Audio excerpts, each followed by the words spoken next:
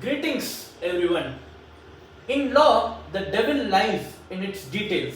I am certain that all of you are familiar with this axiom. Now, one such devil which lies is in the newly passed BHARATIYA NAGRIK SURAKSHA SANHITA 2023.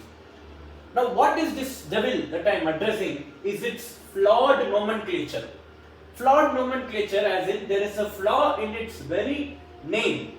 That is Bharatiya NAGRIK SURAKSHA SANHITA. The flaw particularly is in the employment of the word Nagrik. Now Nagrik literally translates as citizen. Now for a moment bear that in mind.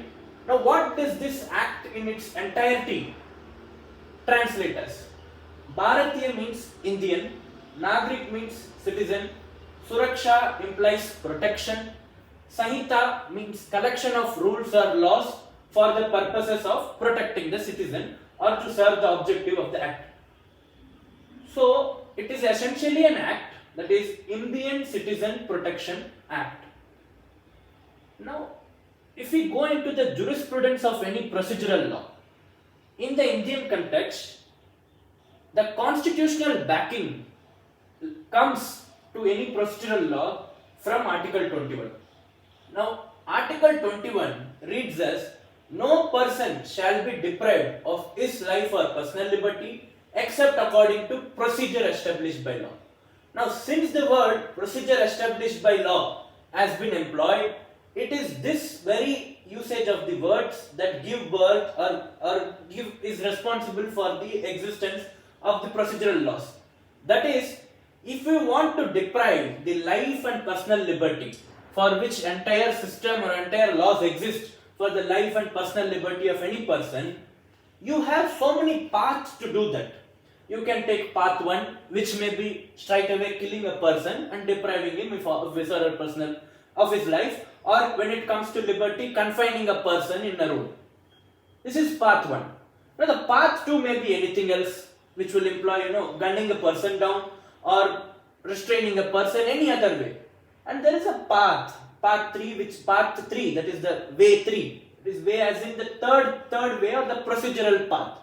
That is any procedural law prescribes a predetermined path or the procedure, following which the first 2 paths are unapproved.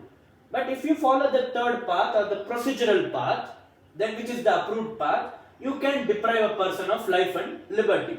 Now, this procedural path which you will follow to deprive a person of life and liberty is what your entire procedural laws is about. That is, what path you will take to deprive a person of his life and liberty is what a procedural law is all about. To give an example, to arrest someone necessarily implies depriving such person of his personal liberty. Now, the path you will take to arrest. Now, all of you are aware that crpc prescribes certain rules. Chapter 5 CRPC gives you a procedure to arrest a person. If you follow the procedure, then the path is approved.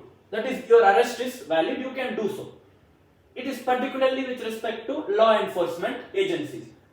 And Article 21 is what, by employment of the words procedure established by law, validates such arrest or constitutional backing to all the procedural laws. So to put it simply, Article 29 is the grand norm or the base upon which all the procedural laws sit. But ergo, it is important that any procedural law must be in conformity with Article 21. Now, Article 21 employs the word person, but in contravention of it, the article Bharatiya NAGRIK SURAKSHA SANHITA employs the word Nagrik or the citizen. Now, there is a subtle difference between citizen and person. Every citizen is a person, but every person is not a citizen. Now, a foreigner in the Indian soil is not a citizen. So, as such, when the Article 21 itself clearly mandates that this extension, that is, you will ensure that no person is deprived of his life or personal liberty, it employs the word person. That is, it includes non-citizens as well. That is, the foreigners, all these people. Whereas, the very nomenclature of the procedural law, major procedural law, employs the word Nagrik. So the contravention or the devil, as I mentioned earlier, or the flaw in the nomenclature, lies in the employment of the word citizen, which is in direct contrast with Article 21's employment of the word